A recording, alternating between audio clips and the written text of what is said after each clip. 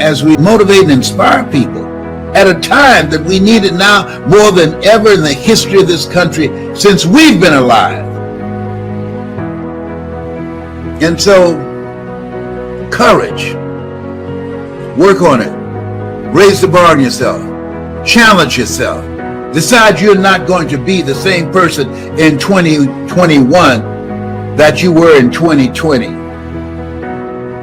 And the other thing is, and this is major, consistency. When I decided to be a speaker, I disciplined myself to memorize a minimum of 3 to 5 quotes every day. I didn't have any speaking engagements.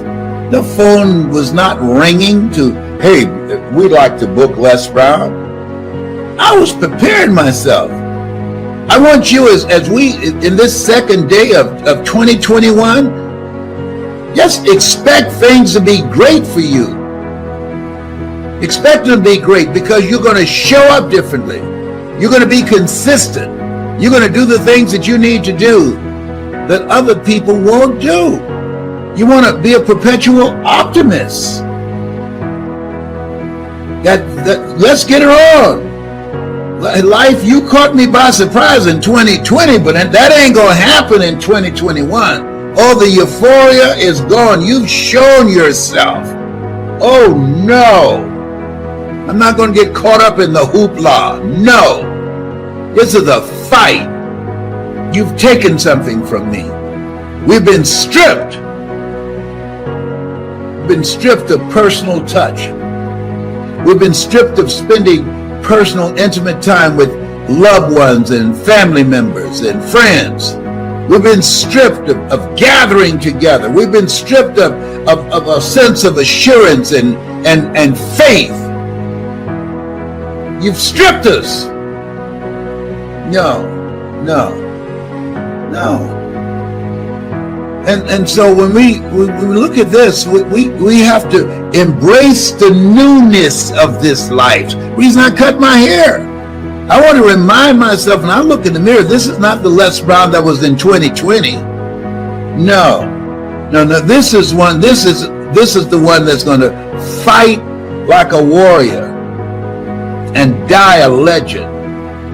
I want you to have the mindset that you're going to make a greater impact. I want you to have the mindset that you're going to bring your family together. I want you to have the mindset that you're going to work on yourself. I want you to have the mindset that you're going to improve your health. I want you to have the mindset that you're going to create wealth. I want you to have the mindset that you're going to live an expanded vision of yourself, and you're going to go all in. All you can do is all you can do, and all you can do is enough. But make sure you do all you can do. A.L. Williams, come on now. You got to get fired up as you do at a football game or a basketball game. Or you start doing a little dance in church where they start strumming the organ. Yeah, no. You want to be fired up thinking and being creative. That's how you want to get your shout on. And creating more wealth to protect yourself and to insulate yourself from the ugliness and from the poverty and from the pain that so many people are expressing. Never been before.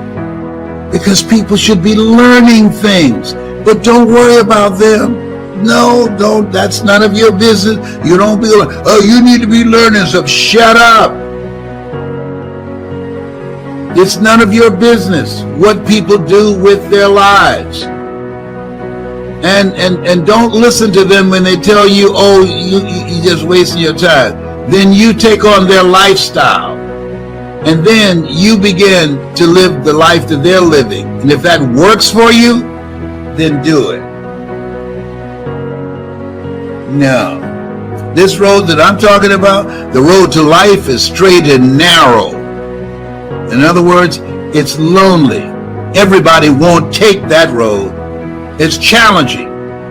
Everybody won't take that road. It requires discipline. Everybody won't take that road. It requires perseverance. Everybody won't take that road. It's a mindset. It's not over until I win. willing to pay the price.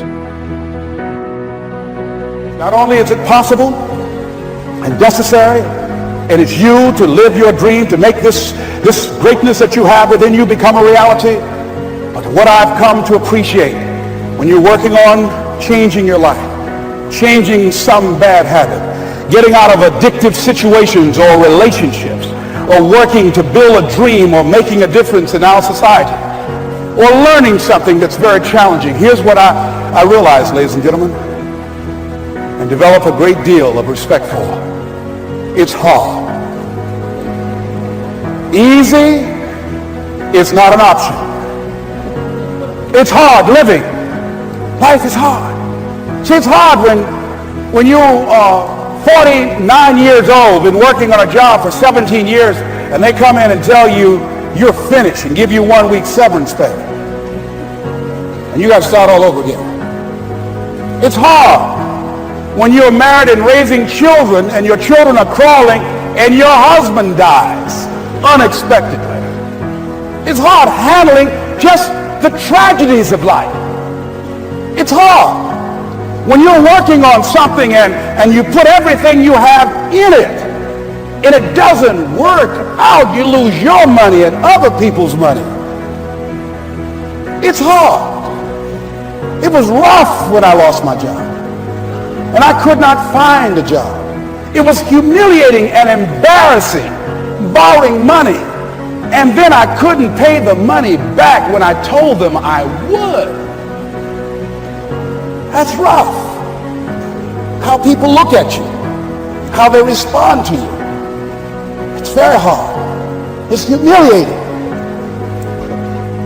Here's what I discovered that happens to you in life, that you will go through things, and while you're going through them, you can't understand why it's happening to you. But after you go through it, you get back and you look at it and you say, oh, now I understand why I needed that lesson. Have you ever happened to you? Raise your hand. Has it ever happened to you that I couldn't understand it then, but after I got through it, then I saw that was preparing me for bigger and better things.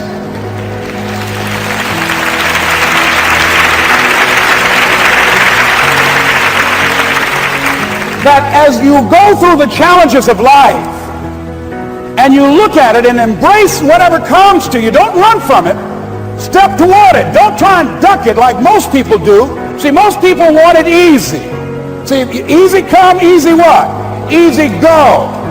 See, but when you go at what you're going to deal with and you deal with the difficulties of it, when you handle those hard things close at hand, making those hard decisions right now that you don't want to make, learning those things that you don't like to do, but you know that in order for you to get where you want to go, this is one of the hoops that you have to flip through.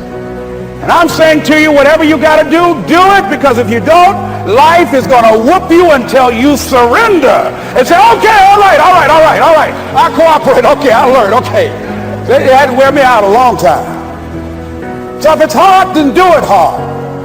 Now, how do you hang in there during the hard, difficult times? Les, you must have faith. You've got to believe in yourself. You've got to believe in your abilities. You've got to believe in your service, your company, your ideas, unquestionably. You've got to have faith, and that faith gives you patience. That it's not going to happen as quickly as you want it to happen. A lot of things are going to happen that will catch you off guard. And so therefore you've got to deal with and handle it as it comes.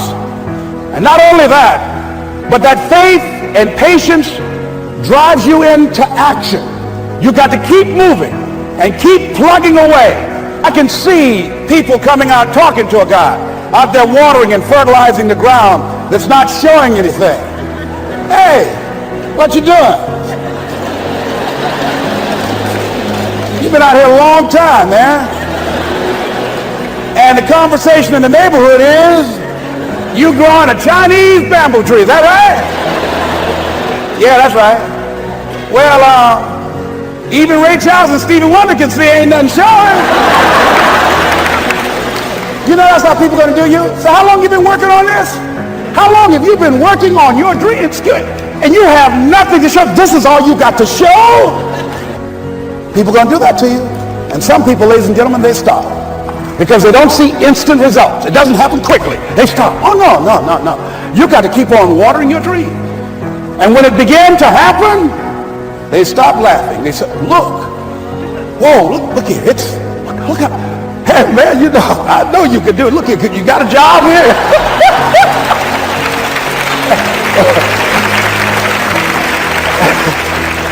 See, during those hard times, we didn't know how you're going to make payroll. During those times when you fell and things didn't work out, they were nowhere to be found.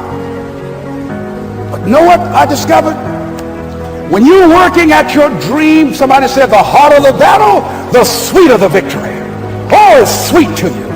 It's good to you. Why? See, when it's hard and there's a struggle, see, what you become in the process is more important than the dream. That's far more important. The kind of person you become, the character that you build, the courage that you develop, the faith that you're manifesting. Oh, it's something that you get up in the morning, you look yourself in the mirror, you're a different kind of person. You walk with a different kind of spirit. For the sake of it, nobody paying to do it, just do it. Somebody said, I'm going to run around the world. He said, well, why would somebody want to do that? I'm going to swim the Atlantic Channel. Why? Why do people do that? I wondered, why would a Nelson Mandela give up 26 years of his life? Why do people do that? Here's what I discovered in high school. High school, I decided I wanted to go out for football. Never forget this. And I discovered why people do things. You know why, ladies and gentlemen? Even though it's hard, it's worth it. It's worth it. See, one day we had Coach Alkin Hepburn had this plaque down there. And this wood on the floor, on the ground. He said, Brown, come over here. Had my suit on. I said, yes, sir. He said, I'm going to have old Larry Littles down there. Old big Larry. Yes, sir. Big, fat, sorry Larry. Yes, sir. Brown, I want you to get down bull neck. Yes, sir. He said, I want you running, Larry. I want you to put your helmet right in his pit, right up in his chest, and knock him off that board. You hear me, Brown? You can do that. Yes, sir. Can you do that? Yes, sir. I said, hubba, hubba. I said, hubba, hubba. He said, Brown, I want you to knock him off. You're going to make the team. I know you can get him, all right? Look at him. I'm sorry. His knees knocking and everything. I said, yes, sir. And he went down to Larry. Larry Littles, who played 12 years for the Miami Dolphins, all pro for 12 years. This is a bad, big dude. 250 pounds, strength, agile, and all muscle. He said, Larry, he said, man, you know Brown down there. He's down there talking about your mom and everything. He talked about how fat and sorry you are and how he's going to knock you off this board. Larry now spitting fire and growling and foaming at the mouth. And I'm looking at Larry saying, oh, hubba, hubba. He said, look at that fool down there growling. He told me he's going to scare you, that you're going to leave. Are you going to leave? No, coach, I ain't going to leave. Go down there and knock him out the park. Boy, coach got back. He winked at me. Go get him, Brown. I went hard. I ran into Larry with my helmet. Larry said, boom. I don't know where I landed. When they woke me up, I said, can y'all take this helmet off me for a minute? I said, y'all got any more positions out here? They said, like where? I said, don't y'all need an announcer? They said, Brown, where you going? I was crying. They said, man, some girls over there. I said, I don't care, man, I'm hurt. So that fool almost killed me, man. He said, Brown, you quit, man? I said, yeah. I said, what? I said, it ain't worth it, man. No, it ain't worth it. Y'all go ahead. Y'all crazy. I'll be your announcer, man. I was calling the game. I was up there in the booth. Called good games, too. Because the pain wasn't worth it to me. And I'm saying to you, you know why people do what they do? The people who go after their stuff, what makes it worth it? It's got to be your passion. You got to love it, ladies and gentlemen. You got to love it. It's got to be what you are supposed to do. You want to sing, and even though they want to invite you to Carnegie Hall, you're going to sing to anybody that listens to you, including singing to yourself. I used to talk to my plants when nobody else would listen to me. You got to write, even if no one published your book, write, because that was given to you to do. You do what it is you're supposed to. You're supposed to build something. You're supposed to create something. I don't know how to do it. Learn. Do whatever is required. Just go out there. It's possible you can get what you want. It's necessary. If you want it, you got to go into action. You got to be willing to experiment. You got to be willing to fail and to succeed. You got to be willing to form and develop new relationships. It's you. It's on you. You got to make that happen. Nobody's going to bring it to you on a silver platter and say, here's your dream manifested. No, it's hard. Yes, it's hard. It's difficult. Yes, right. And it's worth it.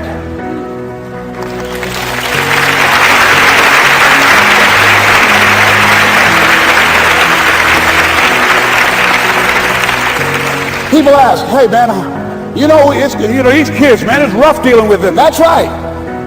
That's right. You think peer pressure happened overnight? We went through peer pressure. I remember as a kid, some guys said, hey Les, me and another fellow named Willie Lowe, we were going home. Hey man, we're going down to Gould's, man, and knock off a grocery store. I said, look here, I don't want no part of that. I'll see y'all later. Say, y'all chicken. I said, that's all right, you say whatever you want. I'm not drive that good. Well, we're trying to get Les to come. He's chicken. Hey, I'm not driving nothing, all right? Willie, don't care about what they say, man. Leave him alone. You want to go do it? You found somebody else to drive, or you drive yourself. Come on, Willie, man. Pull him, you stop. I ain't chicken. All I got to do is drive? Yeah. I said, Willie, that sounds simple, man. Don't go, man. He went. And the next day, we read the newspaper, where when they robbed the store, when they came out running to a car, the merchant, the man who owned the store, came out just shooting wildly, and he hit the driver in the head. So peer pressure didn't just start in the 90s or the 80s. It's difficult, it is challenging for kids right now. And it's going to take some easy, simple methods to help bring them out of this madness, this insanity. No. Is it hard? Yes. Let's look at what we've been doing. What has worked? What has not worked? Let's look at where we want to go. What is it that we want to produce? What is it that we want to create for our young people? And as we think about that, start experimenting with different methods and techniques to create and to produce that.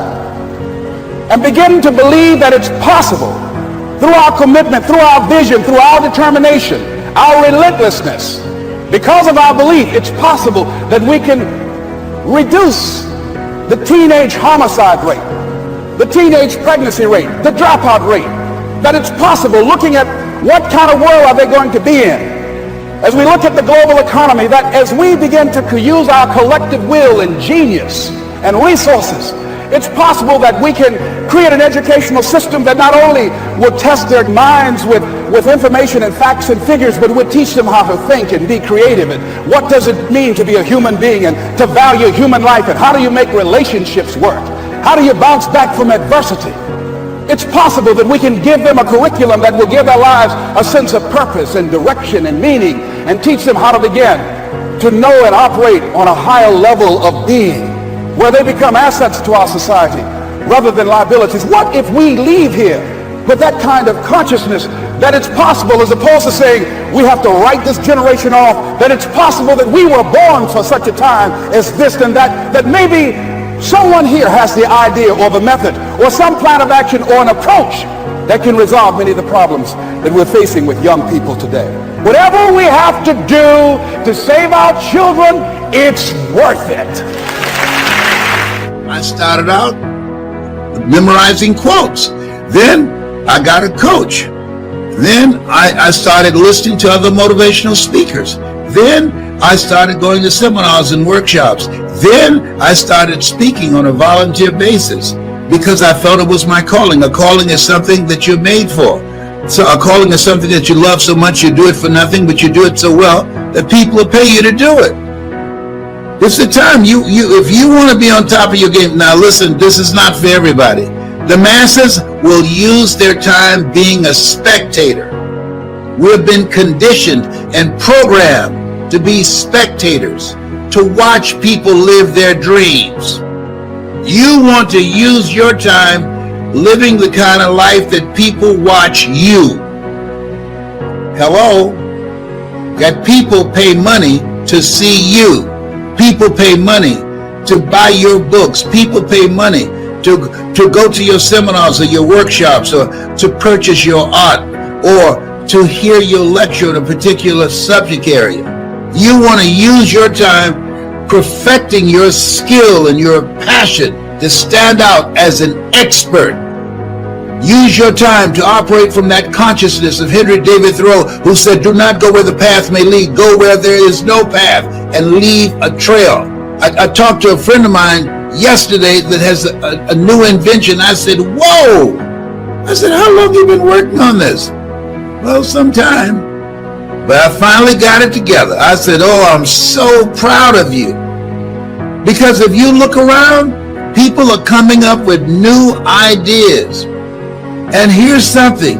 If you do this, if you maximize your time, if you just decide, I'm going to find something that I would enjoy doing, and then I'm going to carve out the time and have a schedule that I'm working on it every day.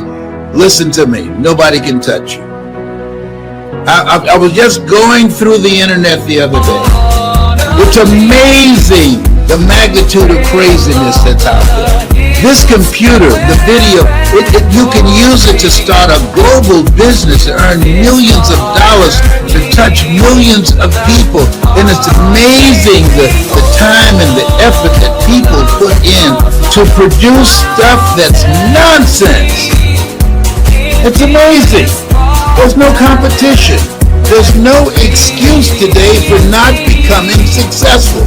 Even if you just lost your job, even if you're going through foreclosure and eviction, you can come back. You have no competition because the majority of the people throw their time away and they have nothing to show for it.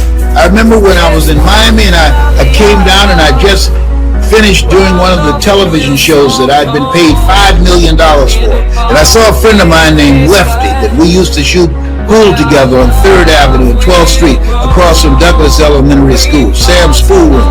And I said, look, Lefty, I'm about to go back to Columbus, Ohio. He said, oh, great, man.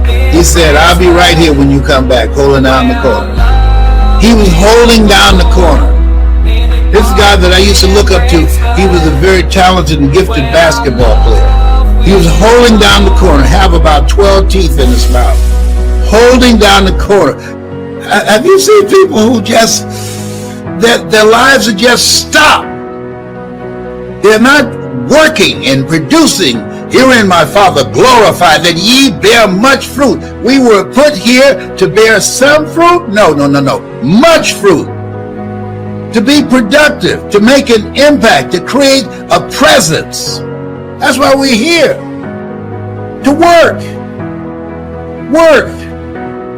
To leave our mark. And so do an evaluation of yourself. Ask yourself, if you look at 24 hours, how much time do you spend developing your mind? How much time do you spend learning a new skill? The economy has changed. 47 million jobs will be lost to artificial intelligence. Majority of money being made on the planet is being made virtually at home on a computer. The game has changed. The day where you can go to college and graduate and have thousands of dollars of debt and be able to get a job working for 40 years and retire in 40 years on 40%, which wasn't enough in the first place, that day is gone. And I'm encouraging you, get around people who are using their time productively, because people rub off on you. I remember Steve Skilkin. He's out of Columbus, Ohio. He really inspired me to earn my first million. He's a very good friend of mine. And say, hey, Boo and I, we're ready to watch the Baltimore Colts and Johnny Unitas. He said, I can't come Sunday afternoon. And I said, why? He said, I'm at the office. I'm working. I said, you the boss, man. Have your staff do the work on Monday morning. He said, I got a goal of earning my first million by myself and not with my father's money. Now, I was on the east side of Columbus, Ohio, living in what I would call a human doghouse. That's an apartment that does not have a back door. And Steve lived in Bexley, in a home that's valued at probably $7 to $8 million. I'm getting all ready, me and Boo, Calvin and Patrick, to sit in front of the television, watch Johnny Unitas and the Baltimore Colts live their dreams. And Steve, whose father, Joseph Skilkin, built shopping malls all across the United States. Steve, whose father left him and lent his sister millions of dollars, was at work on a Sunday afternoon. And I sat there for a minute, and I got up and I walked out. Who said, aren't you going to watch the game? I said, no. I just couldn't do it. I could not do it. And I focused my energy. I said, wait a minute, he's already a millionaire. He inherited millions of dollars, but he had this sense of himself that he didn't want to capitalize on what his father generated. He wanted to be able to outdo his father. See, this is the first generation that will not outdo their parents. What I've accomplished, what I've done, based upon what Mamie Brown put in me, my mother, I went beyond her. She had a 3rd grade education. I had a 12th grade. I was in the 12th grade, graduated from Booker T. Washington High School in special education. But because of what she put in me, I went far and touched millions of people's lives around the world because of how I used my time. She worked in a cafeteria. She worked for wealthy families. And there's nothing wrong with that. But our children are to go beyond us. I was with a friend and he called his son and wanted to borrow some money for gas. I didn't say anything, none of my business. My mother used to have a sign on her mirror, oh Lord, help me keep my nose out of other people's business.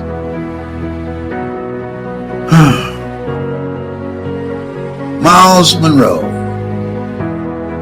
he said, when you know your purpose, that narrows how you use your time. How you use your time. How are you using your time? You have something special. You have greatness in you. You have the ability to do more than you can ever begin to imagine. I know you've done some things that you're proud of, but I can tell you, based upon my own experience, if you're willing to put in the time with a coach, that's me up in here. If you're willing to put in the time to learn how you can use your voice, to learn how you can use your story. And the time is now. Don't put it off. Don't put it off. No. Don't take it for granted. You've got more in you. Be willing to learn something new. Be willing to put in the time and the effort to acquire new skills so that you'll be in charge of your financial future. Things about the bottom is about to fall out of this economy. I know a thing or two. I'm a former elected official. I know the signs. And so the people that are going to come out on top are the people that will put in the time and effort to learn something new, to get the coaching that they need to get, to save them time. You always want to do things that can save you time. From somebody who's been there, done that, and bought the t-shirt. If that's who you are, if you want to save some time, learning how you can use your story and your knowledge, and take advantage of this attention economy, if you're serious, I only want to work with people that are serious, that are hungry, because I was hungry. I'm just not mentally fit to work for somebody for the rest of my life. That's just not me. I don't like going into an office and being all cooped up. No, seeing people I don't want to see every day. No. You are here to live life on your terms. You've been given authority and dominion over everything on the face of the earth. You're made in the likeness and image of God. If you believe that, then live like that. Live from a place of power. Because that's who you are. You got it like that. I'll teach you. If you have goals and dreams, I'm putting together a community of people of collaborative, achievement-driven, supportive relationships. Every day we'll be talking about how you can develop your mind. Every day we're talking about how you can learn a new skill that will put you outside of the realm of a job, the journey of the broke. Every day, when you're in a community of collaborative, achievement-driven, supportive relationships, and I'm coaching you, eye has not seen, ear has not heard, nor is entered the heart of mankind what God has in store for you when you are willing to open your mind to new possibilities, upgrade your skill set, and get around the right people.